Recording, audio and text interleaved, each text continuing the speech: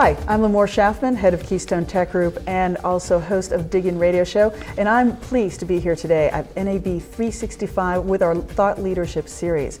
With me today is Gary Arlen from Arlen Communications. He is our guru guy for the day, talking about digital media and different trends in digital media.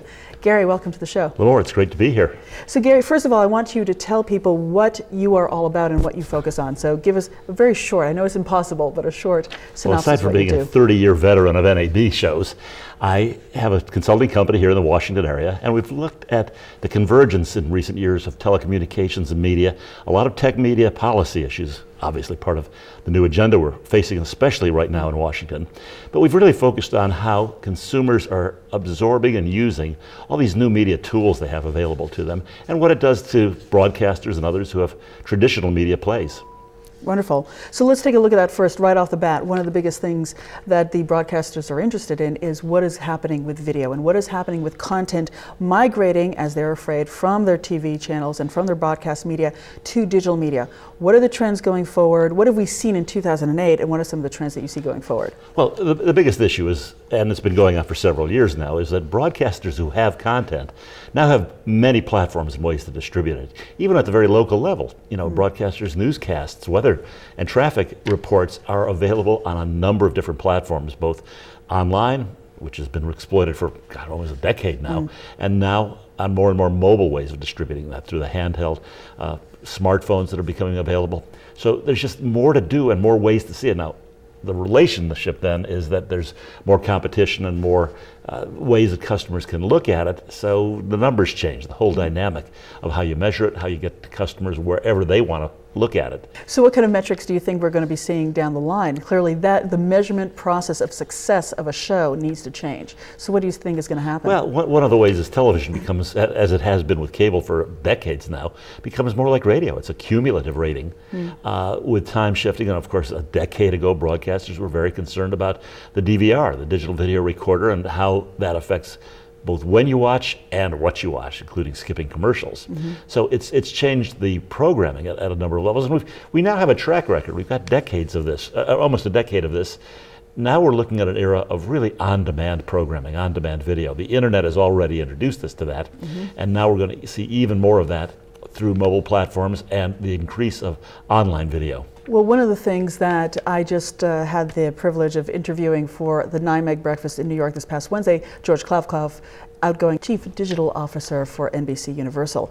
And one of the things that he was claiming is that people are using, whether it's mobile TV or it's internet TV, as ways of catching up with their content and then going back to broadcast. So actually they're seeing an increased look at TV actually on the broadcast channels, and they're actually gaining from the use of internet and other distribution channels as opposed to a cannibalization. But what do you see happening? Well, I've been pushing the idea of interspecies breeding for a long time. And that is, to people who are traditionally in the business, they look at it as one-way distribution. Now we're looking at ways that you create content and steer viewers to wherever they want to see it. So what George was saying was absolutely right. If they get hooked on something, they discover it online and want to watch the whole full screen treatment on a big screen, that's great. You keep them as a customer, keep them as a viewer that way. And we're in the very early stages of understanding how that flow moves. One of the big issues of measurement is, can you start catching customers who see one part of a program or one part of an episode somewhere and then follow it up, and if it's an interactive platform, interact with the advertiser while they're watching the show on something more interactive than linear TV broadcast. So let's talk about advertising for a second. Do you think and see that in advertising, what is going to be happening with advertising? Actually, I was looking at some of the numbers before I came in today, and we're looking at overall internet advertising for this past year has been around $20 billion for the internet. And in mobile, we're just around under $2 billion, and by 2012, we're looking at anything ranging from 11 billion to 15 billion. So what do you see happening with media and advertising going forward? Well, first of all, I've always been a big skeptic of any forecasts. Right now, since we're pretty assured 2009 is going to be a miserable year all around for advertising, and a difficult year for media in general, that may change the dynamics of the longer term play. I think it's going to be a great opportunity for much more focused advertising, including some interesting local advertising. And this is going to be a big issue, especially for broadcasters who have relied so much on automotive advertising, which will undoubtedly disappear, or diminish because of the Detroit's problems right now. For some categories, it's going to go down. And that's why it's going to be very important to have much more focused advertising with a call for action that you can measure the response. And that's where internet advertising becomes very important, and why a number of these new platforms that are being developed, including the mobile platform, which you have a call for action and almost a point of sale advertising presence. So we're going to see much migration over the next few years. Well, I think just to build on mobile advertising for a second, I think one of the things that's going to happen is that there is going to be localization literally to the point of presence of where that person is. Correct.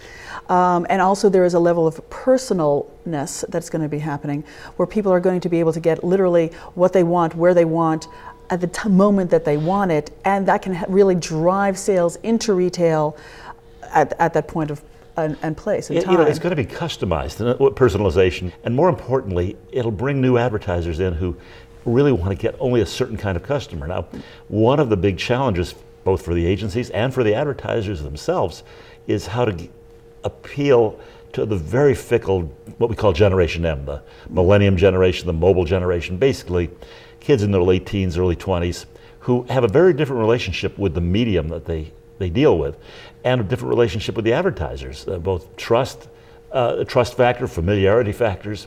So we're going to see a new kind of advertising relationship develop. And a lot of this relates to what's been going on in the internet for the past 10 years of customer relationship management, which is now going to filter down to all levels of advertising.